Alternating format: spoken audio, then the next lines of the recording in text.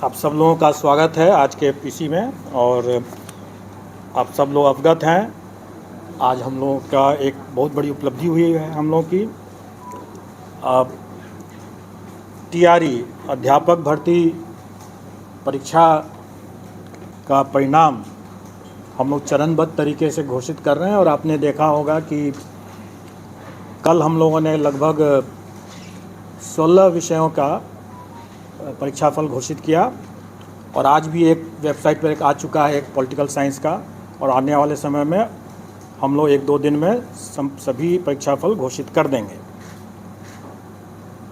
थोड़ा मैं इसकी पृष्ठभूमि में आप लोगों को कुछ बातें बताना चाहूँगा।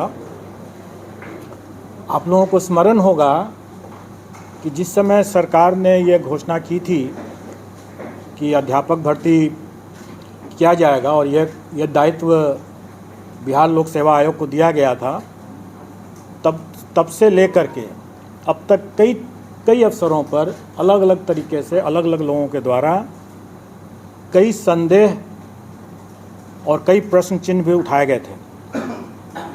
सबसे पहले तो ये कहा गया था कि आयोग की इतनी क्षमता ही नहीं है। 10 साल में आयोग ने मुश्किल से कुछ हज़ार नियुक्तियां ही की हैं, तो अब किसी भी हालत में इतनी बड़ी नियुक्ति आयोग नहीं कर पाएगी। उसके बाद पेपर लीक के बारे में भी लोग तरह तरह की संशय करते रहते थे, आशंका व्यक्त करते थे। उसके बाद आए दिन बार बार माननीय न्यायालय का हवाला दे करके भी लोग इसको कि परीक्षा तो स्थगित होने ही वाली है। ऐसा कोई दिन नहीं था जब लोग सुबह से लेकर के रात तक लोग इस परीक्षा को रद्द करने पर लगे हुए थे। उसके बाद कई अवसरों पर लोगों को तरह तरह की भ्रांति भी उत्पन्न हो गई, जिसके कारण से लोग कहने लगे कि अपीयरिंग कैंडिडेट्स को भी मौका मिलना चाहिए। बाद में सरकार ने उसको मान लिया। उसके बाद नया एक विवाद खड़ा हो गया और वो माननीय सर्वोच्च न्यायालय के आदेश के बाद बीएड वर्सेस बीटीसी का प्रश्न उठ गया। उस अवसर पर भी कई लोगों ने कहा कि अब तो परीक्षा को पोस्टपोन कर ही देना चाहिए, नहीं तो माननीय सर्वोच्च न्यायालय की अवमानना हो जाएगी। उस दरमियान हम लोगों ने यह भी एक निर्णय लिया था कि चूँकि परीक्षार्थी संशय में पड़े हुए थे, आए दिन परीक्षा स्थगित होने की बात, परीक्षा रद्द होने की बात और तरह तरह के विवाद के कारण से परीक्षार्थी जो थे, अभ्यर्थी जो थे, वो शायद उतनी तैयारी नहीं कर पा रहे थे। इसके कारण से भी हम लोगों ने ये प्रस्ताव रखा हुआ था कि हम 75% अभ्यर्थी या रिक्ति दोनों में जो कम है उसके उतना तक हम लोग जाने का कोशिश करेंगे। और उसके लिए क्वालिफाइंग जो मार्क्स है, कट ऑफ मार्क्स है, वो हम रिलैक्स भी कर सकते हैं। इसको लेकर के भी कुछ लोगों ने कहा कि अब तो गुणवत्तापूर्ण शिक्षा का क्या मतलब रह गया जब आप फेलियर कैंडिडेट्स को भी आप सेलेक्ट कर लेंगे। उसके बाद जब हम लोगों ने परीक्षा आयोजित कराई और जो प्राथमिक वाले पीआरटी वाले जब निकल के आए तो लोगों ने हल्ला करना शुरू किया कि ये परीक्षा तो ऑफिसर्स के लिए है, ये परीक्षा तो टीचर्स के लिए नहीं है, फिर सरकार की नीयत ही नहीं है नियुक्ति करने की। ये सब बातें हुई। उसके बाद जब हम लोग ओएमआर शीट नहीं अपलोड कर रहे थे तो लोगों ने उसके लिए मांग करना शुरू किया कि ओएमआर शीट क्यों नहीं अपलोड हो रहा है। जब ये बताया गया कि कई अभ्यर्थियों ने ओएमआर में अपना रोल नंबर या सब्जेक्ट कॉम्बिनेशन या बुकलेट सीरीज़ गलत लिखा है, उसके हम लोग क्रॉस वेरिफिकेशन कर रहे हैं, तब उस पर लोगों ने कहना शुरू किया कि आप लोग ओएमआर में करेक्शन कर रहे हैं, मैनिपुलेशन कर रहे हैं और तरह तरह की शिकायत होने लगी। उसके बाद डॉक्यूमेंट वेरिफिकेशन के स्तर पर भी लोगों ने कहना शुरू किया कि क्यों डॉक्यूमेंट वेरीफाई करा रहे हैं वगैरह वगैरह। एग्ज़ाम में तो लोग कह ही रहे थे कि जब परीक्षा फल ही नहीं देंगे तो परीक्षा कराने का क्या मतलब है, बाराती और दूल्हा की बात भी कह रहे थे।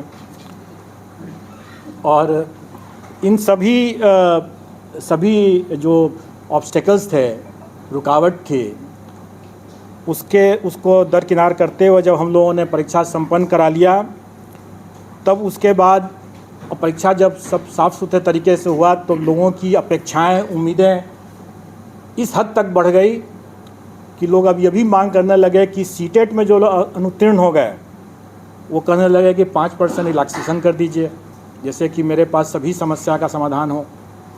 वो भी मेरे ही अधिकार क्षेत्र में लगता है कि जैसे है।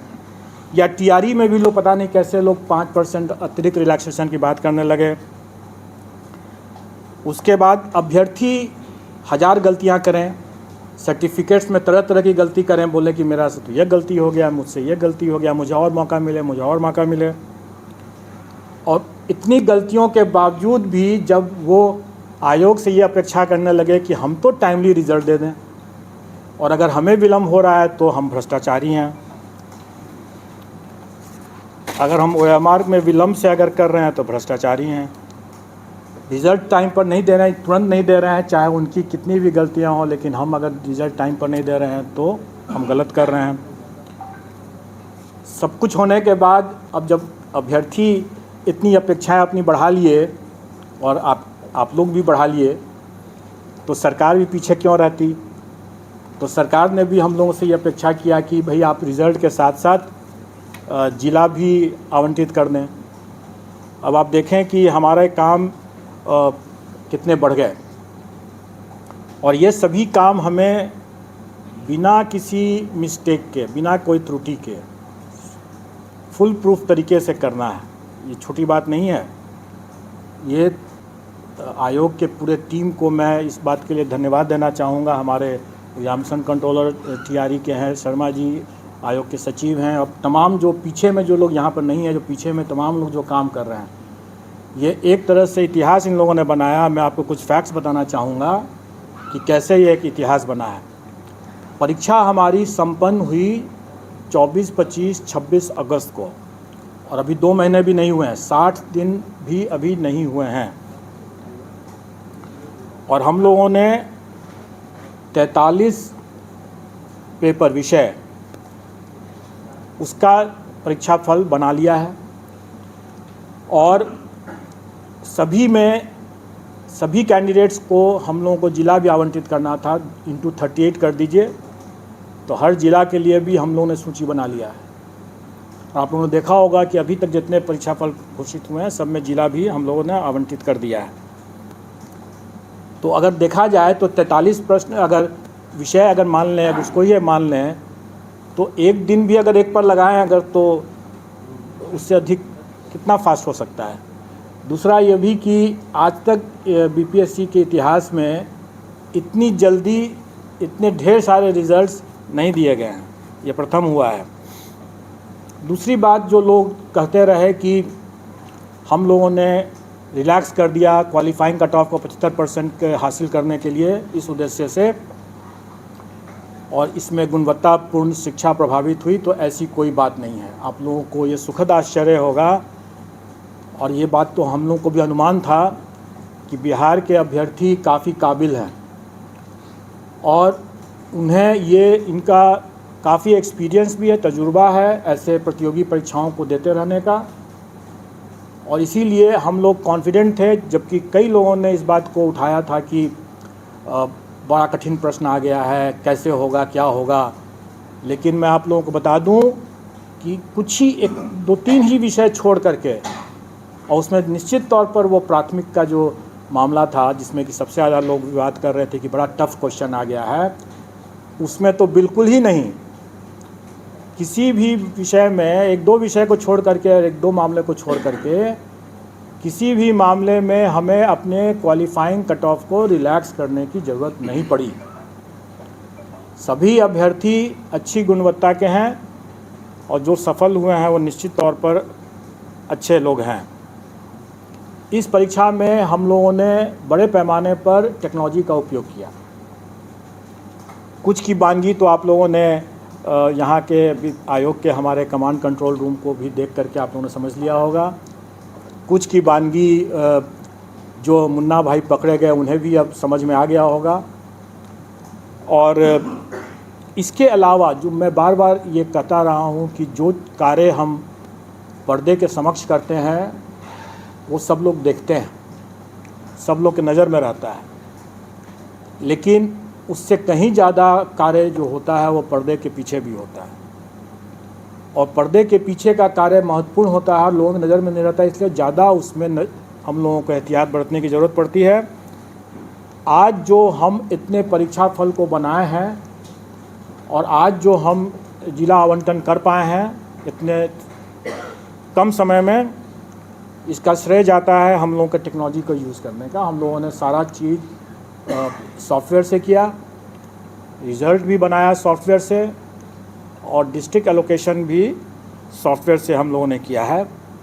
और इसको हम लोगों ने आगे बढ़ाते हुए, क्योंकि हम लोगों ने देखा कि डॉक्यूमेंट वेरिफिकेशन के समय जो हम लोगों ने 11th 12th and 9th 10th का जो डॉक्यूमेंट वेरिफिकेशन का काम कराए, उसमें हम लोगों ने पाया कि अभ्यर्थी आवेदन देते समय 1000 तरह की गलतियां कर बैठे थे। उसके बाद जब वो वहाँ पर डॉक्यूमेंट वेरिफिकेशन के लिए आए तो उसमें भी कई गलतियाँ हुए, क्योंकि कई लोगों का तो पूर्ण वेरिफिकेशन हो गया, लेकिन कुछ लोगों का पार्शियल हुआ।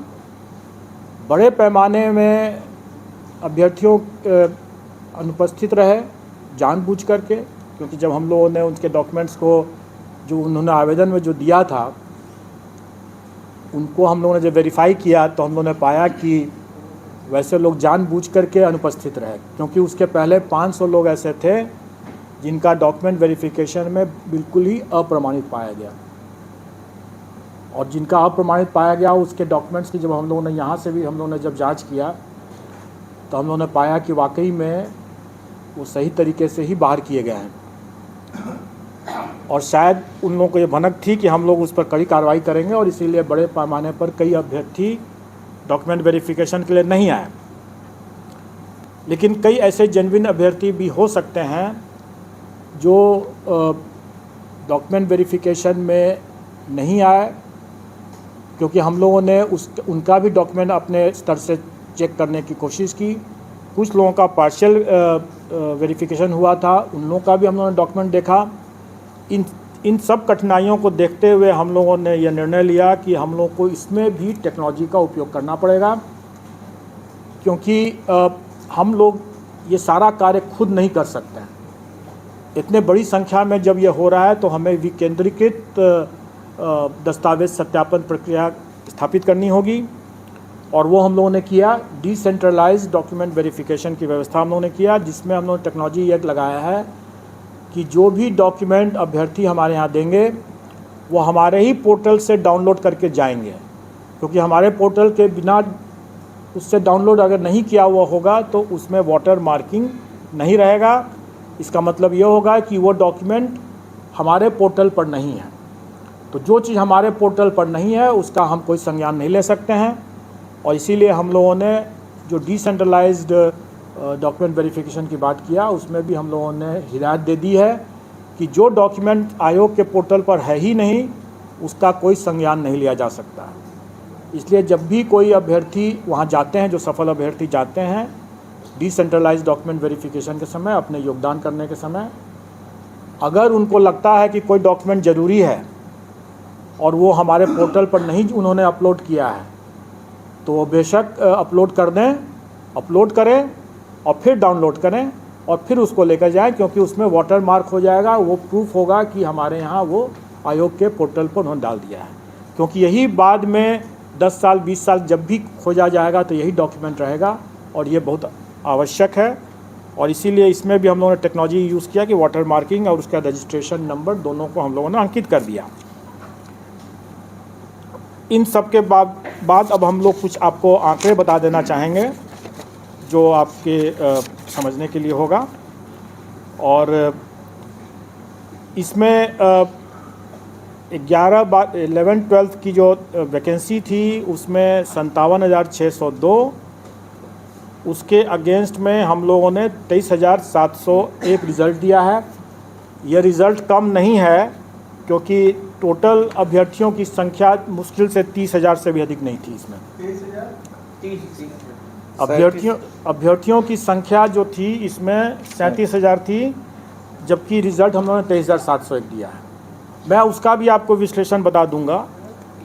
अभी हम लोग जो 11-12 का मामला है उसमें 23,701 हम लोग रिज़ल्ट दे रहे हैं, 9वीं 10वीं वाला जो मामला है उसमें 26,204 दे रहे हैं, और प्राथमिक का जो मामला है उसमें हम लोग 72,419 रिजल्ट देंगे। टोटल हम लोग 26,204 है 9-10 का, प्राथमिक का है 72,419। टोटल हम लोग दे रहे हैं 1,22,324। और मैं आपको बता दूं कि जो अब आप लोगों को मिल जाएगा, मैं थोड़ी दूसरी बात बता देता हूं,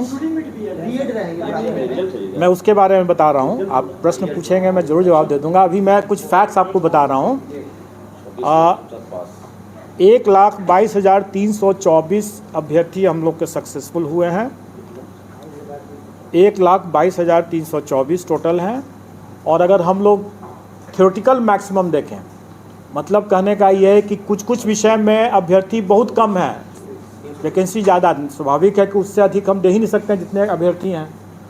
तो थ्योरेटिकल मैक्सिमम जो था वो 1,70,461 नहीं है, क्योंकि अभ्यर्थी कई विषयों में बहुत कम है वैकेंसी से। तो टोटल थ्योरेटिकल मैक्सिमम था 1,32,000, 1,31,000 कुछ 100 है, 1,32,000 मान लें। तो उसके विरुद्ध हम लोग देखा जाए तो हम लोग की उपलब्धि जो है वो 93% है। अब आप लोग जितनों का भी ये कहना था कि सरकार की नीयत ही नहीं है अपॉइंट करने की, तो आप स्वयं समझ सकते हैं कि हम लोगों का क्या नीयत था और हम लोगों ने क्या किया है। अब एक प्रश्न एक है ज़रूर, और वो प्रश्न है कि अभी जैसे पूछा भी गया कि बीएड वर्सेस बीटीसी का क्या होगा। तो इस पर तो मैं आप लोगों को सिर्फ एक गाने की पंक्ति बोल सकता हूँ कि तुम्ही ने दर्द दिया है तुम ही दवा देना। अब जिसने दर्द दिया है वो दवा भी तो वही दे सकता है, और जब तक दवा नहीं है तब तक इलाज संभव नहीं है। मैं समझता हूँ कि आप लोगों को उत्तर मिल गया होगा। सर तो इंक्लूडिंग रहेगा या नहीं सर? मैं समझता हूँ कि आप लोगों को उत्तर मिल गया होगा। सर मतलब ये क्लियर हो गया ना सर, आप रिजल्ट दे रहे हैं प्राइमरी का? सर रिजल्ट हम प्राइमरी का बिल्कुल देंगे जी, 20 के बाद बिल्कुल देंगे। जब निकल जाएगा आप लोग खुद ही, हम लोग के पोर्टल से आप लोग पता चल जाएगा। मैंने बता दिया कि जिसने दर्द दिया है दवा भी उसी को देना है, अगर दवा नहीं है तो कोई इलाज भी नहीं है। दर्द के साथ आगे जीवन आगे बढ़ाना पड़ेगा। दुर्गा पूजा से पहले दे रहे हैं रिजल्ट प्राइमरी का सर? प्रत्येक रिजल्ट जो है वो दुर्गा पूजा के पहले हो जाएगा। पोर्टल पर आ जाएगा, सारा पोर्टल पर आ जाएगा। और मैं तो यही कहूँगा कि हम लाए हैं कश्ती तूफान से निकाल के, तो अब तो सफल अभ्यर्थियों के हाथ में है कि वो कैसे इसको संभाल कर रखते हैं। वाटर मार्क को लेकर इसका मतलब वाटर मार्क को लेकर अभ्यर्थी लगातार कॉल कर रहे थे, उसमें जो अपलोड किए हैं सर उस पर नहीं है, कोई अंक कट जा रहा है, तो उनके साथ क्या होगा? कुछ नहीं होगा, डोंट वरी। सर